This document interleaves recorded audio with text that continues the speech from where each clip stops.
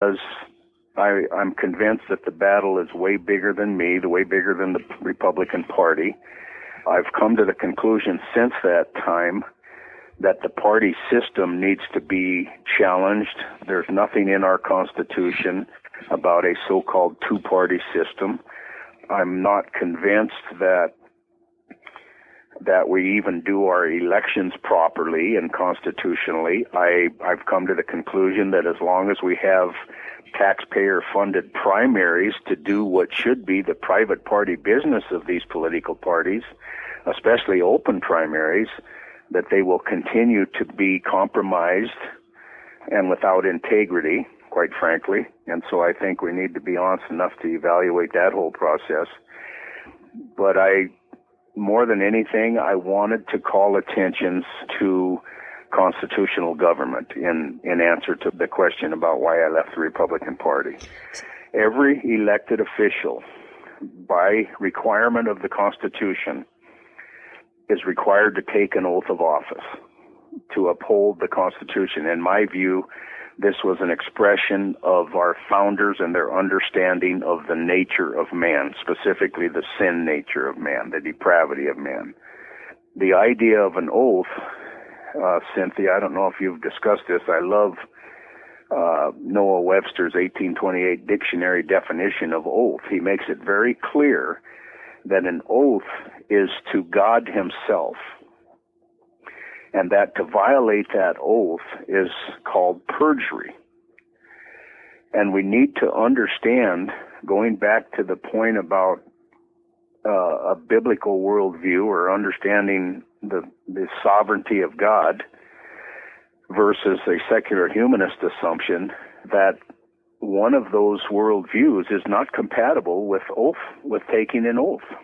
Regardless of what you hear when you're in caucus, there are many Republicans who believe that they are more Christian than the Democrats, and therefore there should be a commonality there. But there's a point when the core principles and your loyalty starts to show.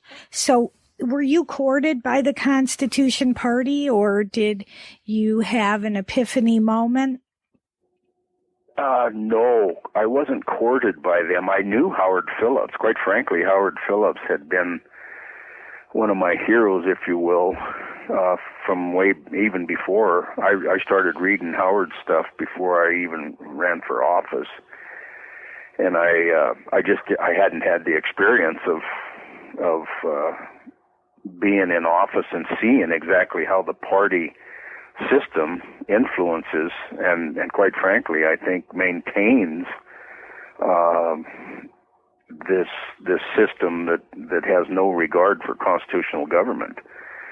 So it wasn't a matter of being courted by the Constitution Party. I was aware of the Constitution Party all along, and decided that I didn't want. And you had mentioned a while ago that budgets increased. This whole statist game of growing government continues, regardless of which party is in power. So my intent became ultimately, because my goal had always been to restore constitutional government and freedom, to draw attention to the bigger picture and hopefully give voters a choice when they go to the poll rather than have to vote for the lesser of two evils, so to speak. Is there still a Constitution Party in Montana? There is, but it's, in all honesty, it's not real active at this time. Well, you get a chance to talk to the whole Constitution Party nationwide. What would you want to say to them? Continue to stand in the gap. You are right. The principles of the Constitution Party are exactly what this nation was founded on. And if we have any hope at all, that they will have to be implemented. And when things don't look bright, stay the course. That's the only hope we have. Stay the course. I love it. That's it. That's the word. So thank you for being with us today. We will give everyone the message as loud and clear as we can that we are going to stay the course. This is a great country that still has a remnant of some good people. We have a potential to come back. Just like a house plant that hasn't been watered in a while. You never know. You give it water and sun and a little love, and maybe it will come back. So thank you so much, Rick, for being with us today, and I hope you'll come back on our show again sometime when you have a new update on what else you're doing to make Montana a better state.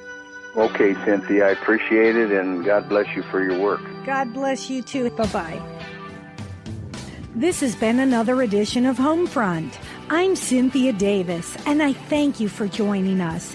We're taking America back one family at a time. I sincerely hope you heard something that left you feeling inspired, motivated, and ready to engage our culture.